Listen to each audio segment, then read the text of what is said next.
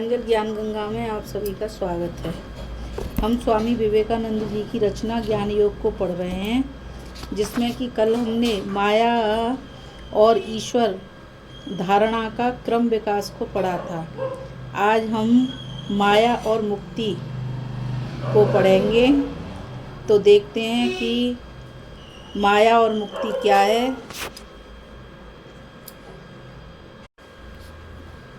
माया और मुक्ति 22 अक्टूबर 1896 को लंदन में दिया गया व्याख्यान। कवि कहता है, हम जगत में अपने पीछे मानो एक हिरण्य में मेघजाल लेकर आज प्रवेश करते हैं, पर सच पूछो तो हम में से सभी इस प्रकार महिमा मंडित होकर संसार में प्रवेश नहीं करते। हम में से बहुत से तो अपने पीछे कुहरे की लालमा लेकर ही जगत में प्रवेश करते हैं, इसमें कोई संदेह नहीं। हम में से सभी मानो युद्ध करने के लिए युद्ध क्षेत्र में भेजे गए हैं। रोते रोते हमें संसार में प्रवेश करना पड़ता है, यथासाध्य प्रयत्न करके अपना मार्ग बना लेना पड़ता है। इस अनंत जीवन समुद्र में हम अपना मार्ग बनाते हैं, आगे हम बढ़ते जाते हैं और अगणित युग हमारे पीछे रहते हैं और असीम विस्तार हमारे परे। इसी प्रकार हम चलते चलते और अंत में मृत्यु आकर हमें इस क्षेत्र से उठाकर ले जाती है। विजयी अथवा पराजित कुछ भी निश्चित नहीं है और यही माया है। बालक के हृदय में आशा बड़ी बलवती होती है। बालकों के विस्फारित नैनों के समक्ष समस्त जगत मानो एक सुनहले चित्र के समान मालूम पड़ता है। वह समझता है कि मेरी जो इच्छा होगी वही होगा, किंतु जैसे वह आगे बढ़ता है वैसे ही प्रत्येक पद पर प्रकृति वज्र दृढ़ प्राचीर के रूप में उसकी भविष्य प्रगति रोध करके खड़ी हो जाती है। उस प्राचीर को भंग करने के लिए वह भले ही बारंबार वेग के साथ उस पर टक्कर मारता रहे, सारे जीवन वह जैसे जैसे अग्रसर होता जाता है वैसे वैसे उसका आदर्श उससे दूर होता जाता है। अंत में मृत्यु आ जाती है और शायद इस सब से छुटकारा मिल जाता है, और यही माया है। एक वैज्ञानिक उठता है महाज्ञान की पिपासा लिए। उसके लिए ऐसा कुछ भी नहीं जिसका वह त्याग ना कर सकता हो। कोई भी संघर्ष उसे निरुत्साह नहीं कर सकता। वह लगातार आगे बढ़ता हुआ प्रकृति के एक के बाद एक गुप्त तत्वों का पता लगाता जाता है। प्रकृति के अंतस्थल में से आभ्यंतरिक गुण रहस्यों का उद्घाटन करता जाता है। पर इस सब का उद्देश्य क्या है? यह सब करने का हेतु क्या है? हम इन वैज्ञानिकों को क्यों मान दें? उन्हें कीर्ति क्यों मिले? मनुष्य जितना कर सकता है प्रकृति क्या उससे अनंत गुना अधिक नहीं करती? और प्रकृति तो जड़ है, अचेतन है, तो फिर जड़ के अनुकरण में कौन सा गौरव है? प्रकृति कितनी भी विद्युत शक्ति संपन्न वज्र को चाहे जितनी दूर फेंक दे सकती है। यदि कोई मनुष्य उसका शतांश भी कर दे तो हम उसे आसमान पर चढ़ा देते हैं। यह सब क्यों? प्रकृति के अनुकरण के लिए, मृत्यु के जड़ तत्व के अचेतन के अनुकरण के लिए हम उसकी प्रशंसा क्यों करें? गुरुत्वाकर्षण शक्ति भारी से भारी पदार्थ को क्षण भर में टुकड़े टुकड़े कर फेंक दे सकती है, फिर भी वह जड़ है। जड़ के लिए अनुकरण से क्या लाभ? फिर भी हम सारा जीवन उसी के लिए संघर्ष करते रहते हैं, और यही माया है। इंद्रियां मनुष्य की आत्मा को बाहर खींच लाती हैं। मनुष्य ऐसे स्थानों में सुख और आनंद की खोज कर रहा है जहां वह उन्हें कभी नहीं पा सकता। युगों से हम यह शिक्षा पाते आ रहे हैं कि यह निरर्थक और व्यर्थ है, यहाँ हमें सुख नहीं मिल सकता, परंतु हम सीख नहीं सकते। अपने अनुभव के अतिरिक्त और किसी उपाय से हम सीख नहीं सकते। हम प्रयत्न करते हैं और हमें एक धक्का लगता है, फिर भी क्या हम सीखते हैं? नहीं, फिर भी नहीं सीखते। पतंगे जिस प्रकार दीपक की लो पर टूट पड़ते हैं, उसी प्रकार हम इंद्रियों में सुख पाने की आशा से अपने को बारंबार झोंकते रहते हैं। पुनः पुनः लौटकर हम फिर नए उत्साह के साथ लग जाते हैं। बस इसी प्रकार चलता रहता है और अंत में लूले लंगड़े होकर धोखा खाकर हम मर जाते हैं, और यही माया है। यही बात हमारी बुद्धि के संबंध में भी है। हम विश्व के रहस्य का हल करने की चेष्टा करते हैं। हम जिस जिज्ञासा इस अनुसंधान की प्रवृत्ति को बंद नहीं रख सकते। ऐसा लगता है कि यह सब हमें अवश्य जान लेना चाहिए, और हम विश्वास ही नहीं कर सकते कि ज्ञान कोई प्राप्त की जाने वाली वस्तु नहीं है। हम कुछ कदम आगे जाते हैं कि अनादि अनंत काल रूपी प्राचीर बीच में व्यवधान के रूप में आ खड़ा हो जाता है, जिसे हम लांघ नहीं सकते। कुछ दूर बढ़ते ही असीम देश का व्यवधान आकर खड़ा हो जाता है, जिसका अतिक्रमण करने की हम में शक्ति नहीं है, और फिर यह सब कार्य कारण रूपी दीवार द्वारा सुदृढ़ रूप से सीमाबद्ध है। हम इस दीवार को नहीं लांघ सकते, तो भी हम संघर्ष करते रहते हैं। हमें संघर्ष करना ही पड़ता है, और यही माया है। प्रत्येक सांस के साथ, हृदय की प्रत्येक धड़कन के साथ, अपनी प्रत्येक हलचल के साथ हम समझते हैं कि हम स्वतंत्र हैं, और उसी क्षण हम देखते हैं कि हम स्वतंत्र नहीं हैं। वृद्ध गुलाम, हम प्रकृति के गुलाम हैं। शरीर मन सर्वाधिविध विचारों एवं समस्त भावों में हम प्रकृति के गुलाम हैं, और यही माया है। ऐसी एक भी माता नहीं है जो अपनी संतान को जन्मतः एक अनुभूत प्रतिभा संपन्न महापुरुष न समझती हो। वह उस बालक को लेकर पागल सी हो जाती है। उस बालक में ही उसके प्राण पड़े रहते हैं। बालक बड़ा होता है, शायद घोड़ शराबी और पशु तुल्य हो जाता है, जननी के प्रति दुष्ट व्यवहार तक करने लगता है। जितना ही उसका दुर्व्यवहार बढ़ता है, उतना ही जननी का प्रेम भी बढ़ता है। लोग इसे जननी का निस्वार्थ प्रेम कहकर प्रशंसा करते हैं। उसके मन में प्रश्न तक नहीं उठता कि माता जन्मतः एक गुलाम है। वह इस प्रकार प्रेम किए बिना नहीं रह सकती। हजारों बार उसकी इच्छा होती है कि वह इस मोह का त्याग कर दे, पर वह कर नहीं सक पाती। अतः वह इसे पुष्प राशि द्वारा आच्छादित कर लेती है, और इसी को अद्भुत प्रेम करती है, और यही माया है। हम सबका भी यही हाल है। नारद ने एक दिन श्री कृष्ण से पूछा, प्रभु आपकी माया कैसी है, मैं देखना चाहता हूँ।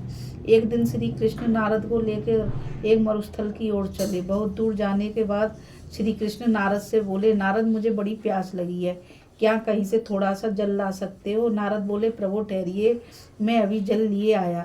यह कहकर नारद चले गए। कुछ दूर पर एक गांव था। नारद वहीं जल की खोज में गए। एक मकान में जाकर उन्होंने दरवाजा खटखटाया। द्वार खुला और एक परम सुंदरी कन्या उनके सम्मुख आकर खड़ी हुई। उसे देखते ही नारद सब कुछ भूल गए। भगवान मेरी प्रतीक्षा कर रहे होंगे, वे प्यासे होंगे, या हो सकता है प्यास से उनके प्राण भी निकल जाएं। ये सारी बातें नारद भूल गए। सब कुछ भूलकर वे उस कन्या के साथ बातचीत करने लगे। उस दिन वे अपने प्रभु के पास लौटे नहीं। दूसरे दिन वे फिर से उस लड़की के घर उपस्थित हुए और उससे बातचीत करने लगे। धीरे धीरे बातचीत ने प्रणय रूप धारण कर लिया। तब नारद उस कन्या के पिता के पास जाकर उस कन्या के साथ विवाह करने की अनुमति मांगने लगे। विवाह हो गया। नव दंपत्ति उस गांव में रहने लगे। धीरे धीरे उनके संतानें भी हुई। इस प्रकार 12 वर्ष बीत गए। इस बीच में नारद के ससुर मर गए और वे उनकी संपत्ति के उत्तराधिकारी हो गए। पुत्र, कलत्र, भूमि, पशु, संपत्ति, गृह आदि को नारद बड़े सुख चैन से दिन बिताने लगे। कम से कम उन्हें तो यही लगने लगा कि वे बड़े सुखी हैं। इतने में उस देश में बाढ़ आई और रात के समय नदी दोनों कगारों को तोड़कर बहने लगी और सारा गांव डूब गया। मकान गिरने लगे। मनुष्य और पशु पक्षी बहकर डूबने लगे। नदी की धारा में सब कुछ बहने लगा। नारद को भी भागना पड़ा। एक हाथ से उन्होंने स्त्री को पकड़ा, दूसरे हाथ से एक बच्चे को, और एक बालक को कंधे पर बिठाकर वे उसे भयंकर बाढ़ से बचाने का प्रयत्न करने लगे।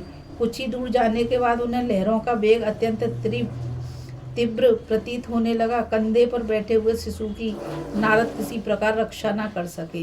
वह गिरकर तरंगों में बह गया। उसकी रक्षा करने के प्रयास में एक और बालक, जिसका हाथ वे पकड़े हुए थे, छूटकर डूब गया। निराशा और दुख से नारद आर्तनाद करने लगे। अपनी पत्नी को वे अपने शरीर की सारी शक्ति लगाकर पकड़े हुए थे। अंत में तरंगों के वेग से पत्नी भी उनके हाथ से छूट गई और वे स्वयं तट पर जा गिरे एवं मिट्टी में लोटपोट हो बड़े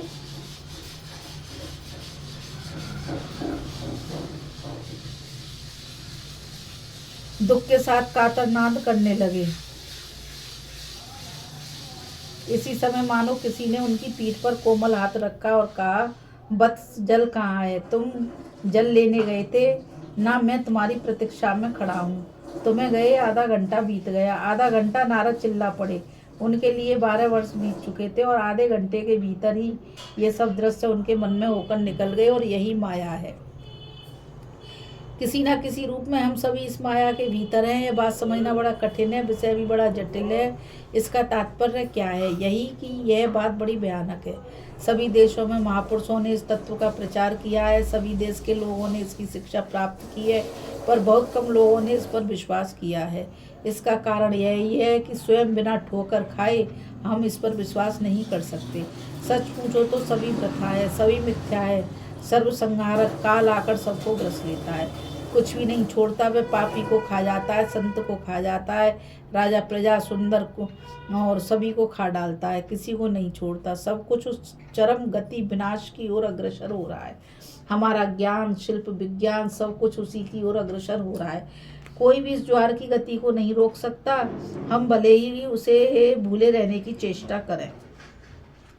जैसे किसी देश में महामारी फैलने पर लोग शराब, नाच गाना आदि व्यर्थ की चेष्टाओं में रत रहकर सब कुछ भूलने का प्रयत्न करते हुए पक्षाघात ग्रस्त से हो जाते हैं, हम लोग उसी प्रकार इस मृत्यु की चिंता को भूल जाने की चेष्टा कर रहे हैं। और यही माया है। लोगों के सामने दो मार्ग हैं। इनमें से एक तो सभी जानते हैं, वह संसार में दुख है, कष्ट है, सब सत्य है, पर सब संबंध में बिल्कुल मत सोचो। यावज्जीवेत सुखम जीवेतम ऋणम कृत्वा घृतम पीवतम। दुख है अवश्य, पर उधर नजर मत डालो। जो कुछ थोड़ा बहुत सुख मिले उसका भोग कर लो। इस संसार चित्र के अंधकार में भाग को मत देखो, केवल प्रकाश में और आशाप्रद पक्ष की ओर दृष्टि रखो। इस मत में कुछ सत्य तो अवश्य है, पर साथ ही एक खतरा भी है। इसमें सत्य इतना ही है कि यह हमें कार्य की प्रेरणा देता है। आशा इसी प्रकार का एक प्रत्यक्ष आदर्श हमें कार्य में प्रवृत्त और उत्साहित करता है अवश्य, पर इसमें विपत्ति यह है कि अंत में हमें हताश होकर सब चेष्टाएं छोड़ देनी पड़ती हैं। यही हाल होता है उन लोगों का जो कहते हैं संसार को जैसा देखते हैं वैसा ही ग्रहण करो। जितना स्वच्छंद रह सकते हो रहो, दुख कष्ट आने पर भी संतुष्ट रहो, आघात होने पर भी कहो कि यह आघात नहीं, पुष्प वृष्टि है। दास के समान दुत्कारे जाने पर भी कहो मैं मुक्त हूँ, मैं स्वाधीन हूँ। दूसरों तथा अपनी आत्मा के सन्मुख दिन रात झूठ बोलो, क्योंकि संसार में रहने का, जीवित रहने का यही एकमात्र उपाय है। इसी को संसार ज्ञान कहते हैं। और इस 19वीं शताब्दी में इसका जितना प्रभाव उतना और कभी नहीं रहा, क्योंकि लोग इस समय जो चोटें खा रहे हैं वैसी उन्होंने पहले कभी नहीं खाई। प्रतिद्वंद्विता भी इतनी तीव्र पहले कभी नहीं थी। मनुष्य अपने भाइयों के प्रति आज जितना निष्ठुर है उतना पहले कभी नहीं था। इसलिए आजकल यह सांत्वना दी जाती है, आजकल इस उपदेश का ही जोर है, पर अब उससे कोई फल नहीं होता, कभी होता भी नहीं। सड़े गले मुर्दे को फूलों से ढककर नहीं रखा जा सकता, यह असंभव है।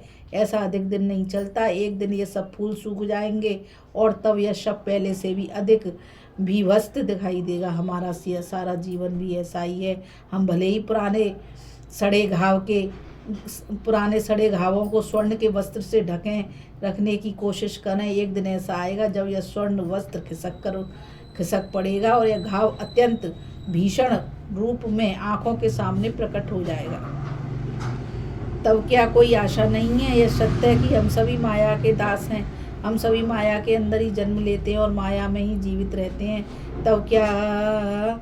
तब क्या कोई नहीं है, कोई आशा नहीं है? ये सब बातें तो सैकड़ों युगों से लोगों को मालूम है कि हम सब पूर्व प्राप्त महिमा की छटा भी एक कारागार है। हमारी बुद्धि और मन भी एक कारागार के समान है। मनुष्य चाहे जो कुछ कहे, पर ऐसा कोई भी व्यक्ति नहीं है जो किसी न किसी समय इस बात को हृदय से अनुभव न करता हो। वृद्ध लोग इसको और भी तीव्रता के साथ अनुभव करते हैं, क्योंकि उनकी जीवन भर की संचित अभिव्यक्तता रहती है। प्रकृति की मिथ्या भाषा उन्हें और अधिक नहीं ठग सकती। इस बंधन को तोड़ने का क्या उपाय है? क्या कोई उपाय नहीं है? हम देखते हैं कि इस भयंकर व्यापार के बावजूद हमारे सामने पीछे चारों ओर यह बंधन रहने पर भी इस दुख और कष्ट के बीच इस जगत में ही, जहाँ जीवन और मृत्यु समानार्थी है, एक महावाणी समस्त युगों, समस्त देशों, समस्त व्यक्तियों के हृदय में गूंज रही है। देवी होषा गुणमयी मम माया दुरत्या मामेव ये प्रवधते माया मेताम तरंति ते। मेरी यह देवी त्रिगुणमयी माया बड़ी मुश्किल से पार की जाती है। जो शरण में आते हैं वे इस माया से पार हो जाते हैं। हे थके मांदे भाड़ से लदे मनुष्यों, आओ मैं तुम्हें आश्रय दूंगा। यह वाणी ही हम सबको बराबर अग्रसर कर रही है। मनुष्य ने इस वाणी को सुना और अनंत युगों से सुनता आ रहा है। जब मनुष्य को लगता है कि उसका सब कुछ चला जा रहा है, जब उसकी आशा टूटने लगती है, जब अपने बल में उसका विश्वास हटने लगता है, जब सब कुछ मानो उसकी उंगलियों में से खिसक कर भागने लगता है और जीवन केवल एक भग्नावशेष में परिणत हो जाता है, तब वह इस वाणी को सुन पाता है और यही धर्म है। अतः एक ओर तो यह वह वाणी है कि यह समस्त कुछ नहीं केवल माया है, और साथ ही यह आशाप्रद वाक्य है कि माया के बाहर जाने का मार्ग भी है। और दूसरी ओर हमारे सांसारिक लोग कहते हैं धर्म दर्शन ये सब व्यर्थ की वस्तुएं लेकर दिमाग खराब मत करो, दुनिया में रहो, माना यह दुनिया बड़ी खराब है पर जितना हो सके इसका मजा ले लो।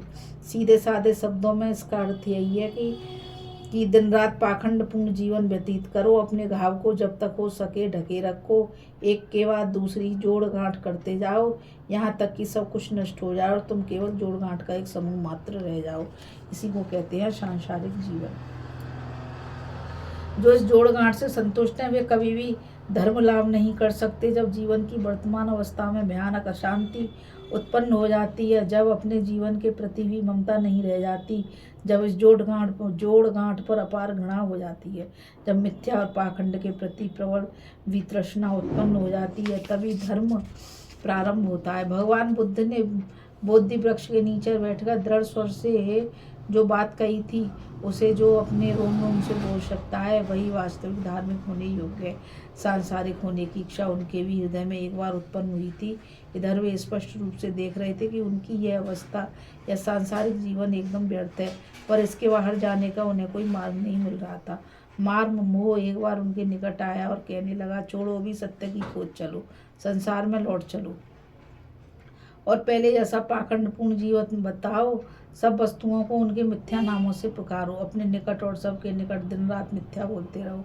पर उस महावीर ने अपने अतुल पराक्रम से उसे उसी क्षण परास्त कर दिया। उन्होंने कहा, अज्ञान पूर्वक केवल खा पी कर जीने की अपेक्षा मरना ही अच्छा है।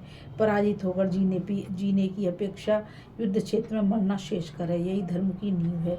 जब मनुष्य नींव पर खड़ा होता है तब समझना चाहिए कि वह सत्य की प्राप्ति के पथ पर, ईश्वर की प्राप्ति के पथ पर चल रहा है। धार्मिक होने के लिए भी पहले यह दृढ़ प्रतिज्ञा आवश्यक है, मैं अपना रास्ता स्वयं ढूंढ लूंगा, सत्य को जानूंगा अथवा इस प्रयत्न में प्राण दे दूंगा। कारण संसार की ओर से तो और कुछ पाने की आशा है ही नहीं। यह तो शून्य स्वरूप है, दिन रात उड़ता जा रहा है। आज का सुंदर आशापूर्ण तरुण कल का बूढ़ा है। आशा आनंद सुख ये सब मुकुलों की भांति कल के शिशरपात से नष्ट हो जाएंगे। यह हुई इस ओर की बात। अब दूसरी ओर है विजय का प्रलोभन।